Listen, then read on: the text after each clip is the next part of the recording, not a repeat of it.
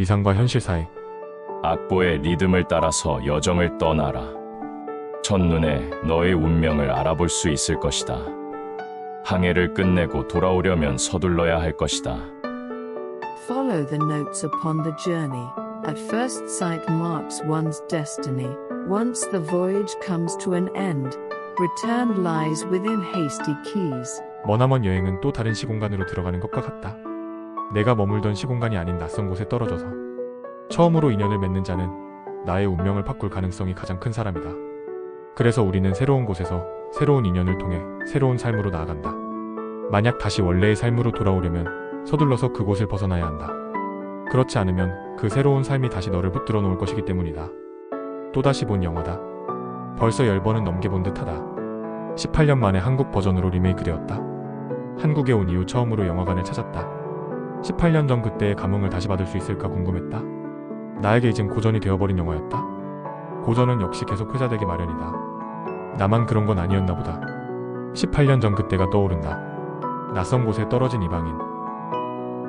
2007년 교환학생으로 중국의 무안이라는 도시에 머물고 있던 때였다.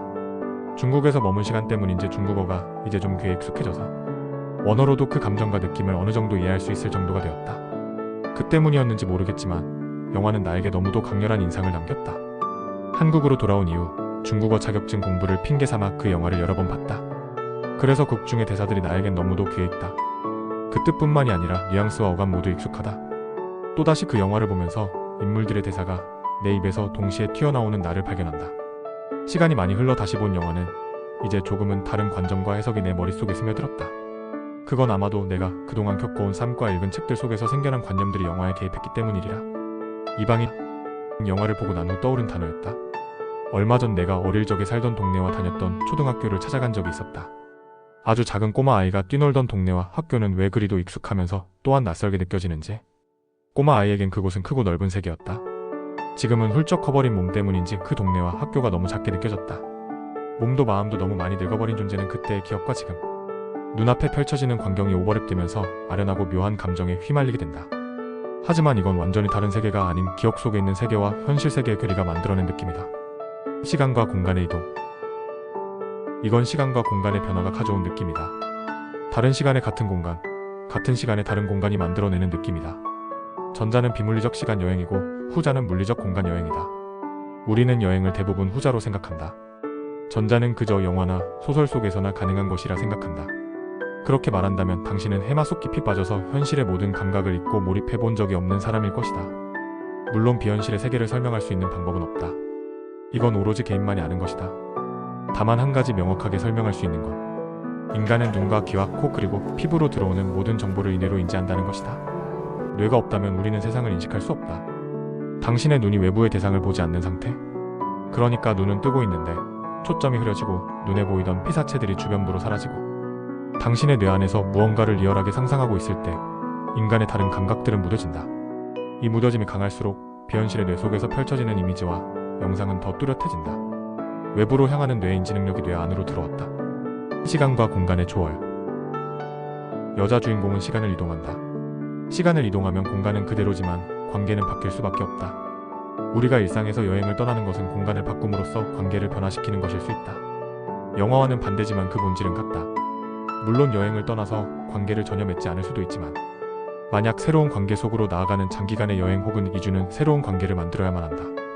홀로 살 수 없는 것이 인간이기 때문이다. 그럼 삶의 변화가 생긴다.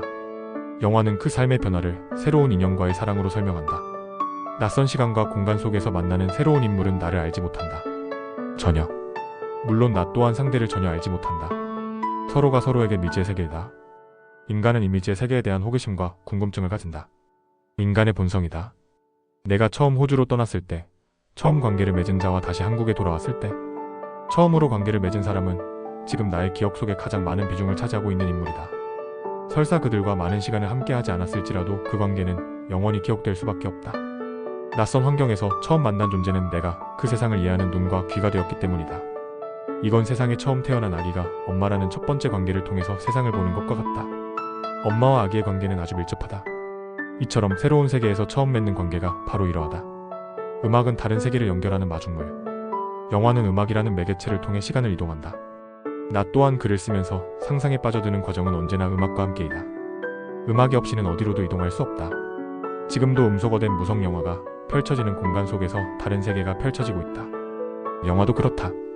연주를 통해 시간 여행을 떠나고 여자의 첫눈에 들어온 남자, 악보에 적힌 마법처럼 남자에게 운명처럼 빠져든다. 그리고 그 마법은 남자에게도 통한다. 그 남자만 여자를 볼 수 있다.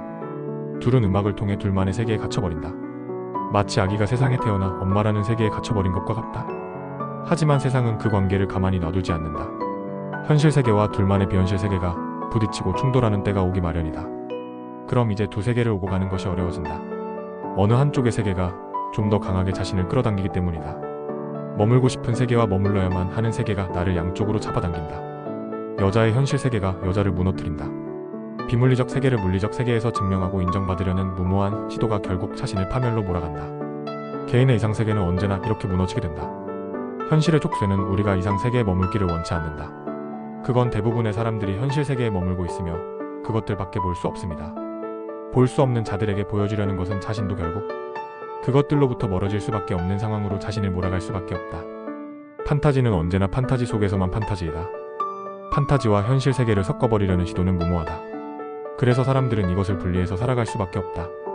다행히 이것을 적절히 분리해서 살아가는 법을 아는 자는 불행하지는 않다.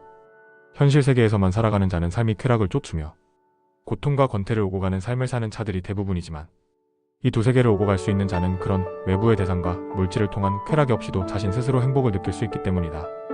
자신이 스스로 자신만의 세계를 구축하고 그 안에서 행복감을 느낄 수 있다.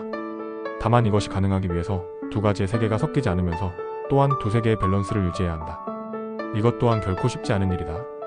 현실 세계와 비현실 세계의 균형을 이루며 사는 것이 가장 현명한 것인지도 모르겠다. 실제로 우리가 사는 인간 세계도 이 두 세계로 나뉘어 있다. 온오프라인이 공존하는 시대이다.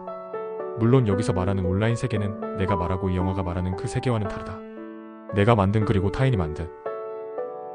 이것의 가장 큰 차이점은 그 온라인 세계를 내가 만들었는가 아니면 타인이 나에게 만들어 주었는가이다. 대부분의 사람들은 타인이 만들어 놓은 가상 세계에서 살아간다. 소설과 영화, 인스타와 유튜브, 온라인 게임 등 이 모든 가상의 콘텐츠들은 그들만의 방대한 영역을 구축하고 그 안에 우리의 뇌가 머물기 원한다. 많은 육체가 머물고 이동하는 유동인구의 개념은 이제 온라인의 접속 트래픽으로 바뀌었다. 유동인구가 많은 오프라인 공간에 돈과 관심이 쏠리듯이 온라인 공간 또한 마찬가지이다. 하지만 이 공간은 당신에게 무언가를 계속 요구하는 공간이다. 소비와 시간과 노동을 빨아들이고 그것을 부가가치로 창출해내는 곳이다.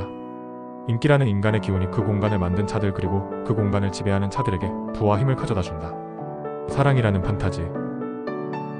내가 만든 시공간 혹은 내가 직접 떠난 여행지에서 우연히 처음 만난 관계는 그 어떤 의도적인 요구가 전제되지 않는다. 둘만의 세계이며 둘이서 만들어가는 세계이다.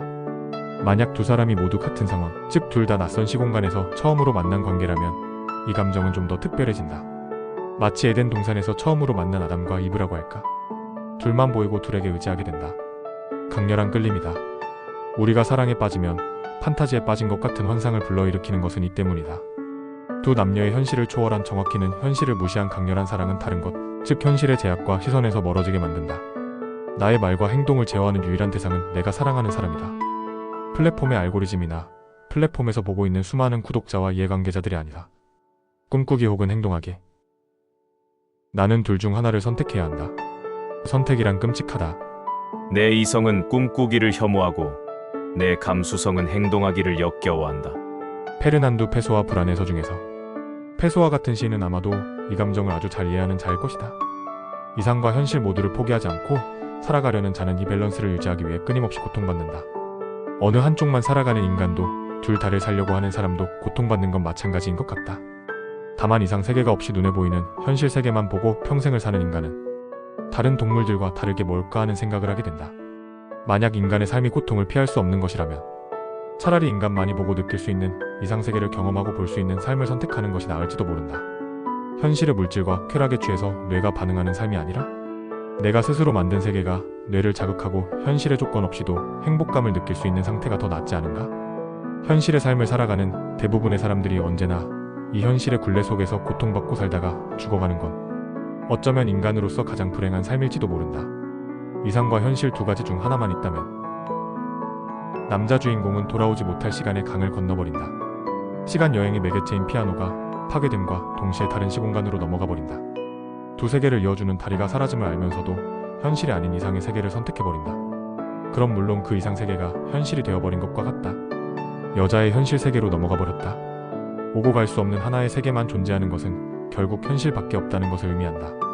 둘 중 어느 한 세계를 포기하게 만든 건 바로 사랑이었다. 사랑이 이상과 현실의 구분을 사라지게 만들었다. 영화는 쇼팽과 조르주 상해 10년간의 사랑을 얘기한다. 음악가와 소설가의 사랑은 서로의 세계에 깊은 영향을 미쳤고 둘의 사랑이 서로에게 많은 영감을 주었다. 쇼팽은 사랑의 힘으로 수많은 걸작을 완성했고 그녀도 여러 소설을 집필했다. 음악과 문학이 사랑을 만나면 큰 시너지 효과를 발휘한다. 영화의 마지막 남자 주인공은 현실 세계의 모든 것을 포기하고 이상 세계를 선택했다. 영화는 이상이 현실이 되어버린 이야기를 이어가진 않는다. 다만 이 영화가 말하고자 한 것은 만약 이상과 현실을 더 이상 오고 갈 수 없다면 당신은 무엇을 선택할 것인가에 대한 물음을 던져준 것인지도 모른다. 감독은 아마도 이상을 선택한 모양이다. 당신은 무엇을 선택하겠는가? 이상과 현실 사이에서 현실에서 벗어난 이상적인 사랑을 꿈꾸고 싶은 사람에게 이 영화를 추천한다. 글 짓는 목수, 카펜라이터, 구독과 좋아요, 그리고 알람 설정은 저에게 많은 힘이 됩니다.